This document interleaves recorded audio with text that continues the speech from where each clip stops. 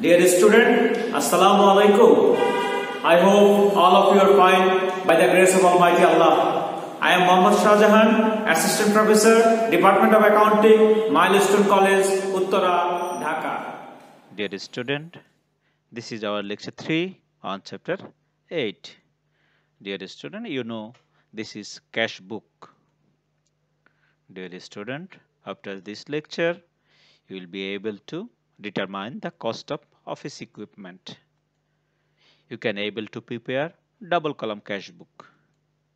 You can able to prepare a triple column cash book. Dear student, this is our today's question. I hope all of you have books, all of you take your textbooks, and this is CQ 2 from your textbook. Today we will discuss this CQ. Let's come to our class. Cost of office equipment. Dear student, cost of office equipment. You know that office equipment is our asset. So in this math, look at here. A photocopy machine purchased for business use values taka 75,000. This is an asset. You know that office equipment means the equipment which we will use in the office for our business purpose. So here we have a photocopy machine and this is used for business purpose. So it is an office equipment. Then look at carrying and installation cost of photocopy machine. That means we carries this photocopy machine. This is also cost of office equipment.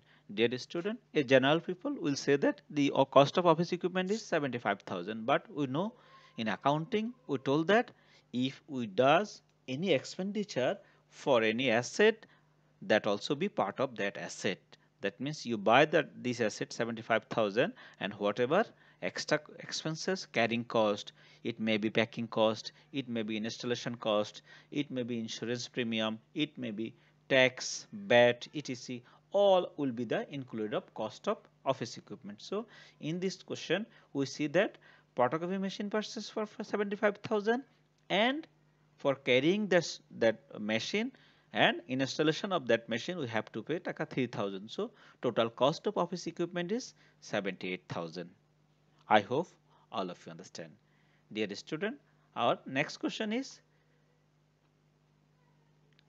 double column cash book. Dear student, that means we have to prepare a double column cash book by considering transaction June 1 to June 15. June 1 to June 15. Let's see the math. Dear student, this is the format of double column cash book. Dear student, you know that an important MCQ question. How many column in double column cash book? Look at 1, 2, 3, 4, 5, 6. That means 6 column in debit side and look at 1, 2, 3, 4, 5, 6. 6 column is in credit side. So total column in double column cash book, it is 12. So dear student, let's come to the math. June 1, see the transaction. Business started with cash taka 1,20,000 and by depositing in taka bank taka 2 lakh. That means the owner of the Bandar Traders, he bought cash 1,20,000 and depositing bank 2 lakh. Dear student, you know that last class also I have discussed in cash book we discuss only cash related transaction. Two things for cash book we record. Number one, the transaction is related with cash or bank, and other thing is that I receive cash money or paid cash money. That means for doing cash book we need two things.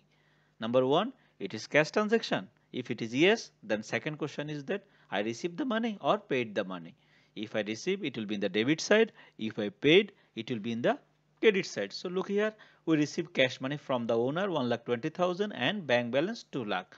Look at the solution. June 1, cash money, that means capital. You know that money given by the owner is known as capital. So our capital is taka 1,20,000 as cash and 2 lakh in bank. So this we receive money from the owner. Then look at next one. Next transaction 5. A photocopy machine purchased for business. A photocopy machine purchased for business, value 75,000. That means this is also a cash transaction, and for this I have to pay the money. That means I have to pay the money to its owner. So what will happen? It will be in the credit side. It will be in the credit side. Why?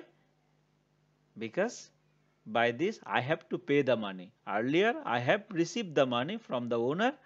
Now I have to pay the money.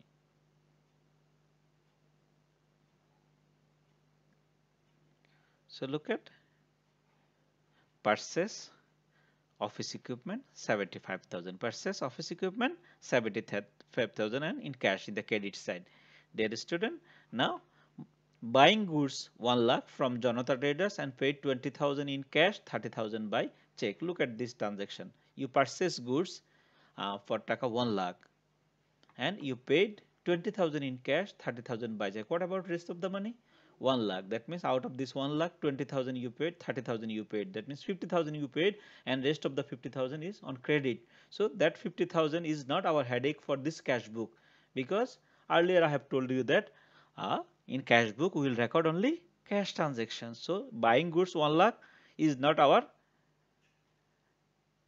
headache. We will not think about this 1 lakh. We have to think that how much I have paid. I paid 20,000 cash and 30,000 check. That means if you paid, you have to record in the credit side. Look at in the credit side, purchase 20,000 cash, 30,000 bank. I hope you understand. Dear student, the next transaction, most important one, withdrawn from bank for personal use 5,000 and for business use 10,000. That means you withdrawn from bank.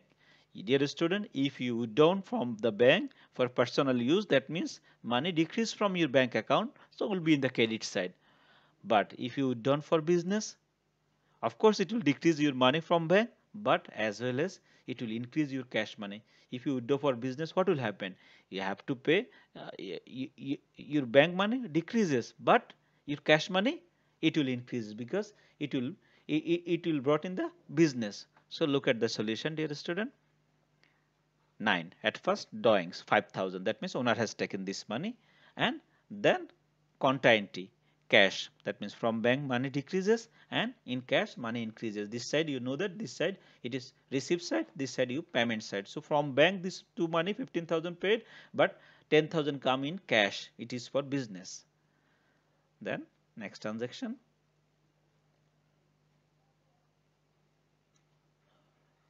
Paid taka 3,000. Paid taka 3,000 for carrying cost and installation cost of photocopy machine. That means I have to pay it. That means my money decrease. My money decrease 3,000. Now balancing. Last class also have discussed how to do balance. At first you have to add this side, then you subtract this, then you will get the balance difference. Debit side 1,30,000 and credit side if we subtract, then the balance is 32,000. As well as bank same 2 lakh, then subtract the credit side total, then you will get the balance 1,50,000. Next month it is balance BD. Dear student, now table column cash book requirement C. Dear student, you know that in table column cash book we have one column more, discount. It is discount column. And dear student, look at the question. Prepare table column cash book considering your balance is 1,20,000 and 60,000 and transaction is 18 to 30. So balance this and transaction is 18 to 30. Look at 18, bill receivable. That means it will be recorded in debit side, and bills payable, it will be recorded in the credit side, paid by bank, bank column. You see, bill receivable in the debit side, bills payable in the credit side. Then allowing 10% discount, paid 20,000 cash and 25,000 issuing check to Jamuna Traders. That means I have paid the money, and this amount 20,000 and 25,000. Paid means credit side. So dear student, look at Jamuna Traders credit side, and there is a discount here. There is a discount here. Dear student, next transaction, bank interest allowed 500 and charged 1,000. That means last transaction, bank interest, bank allowed us interest I have received, and bank charge I have paid. Again the balancing same way, total this side subtracted this side, total this side subtracted this side, balance. And dear student, important thing is no balancing for discount column, no balancing for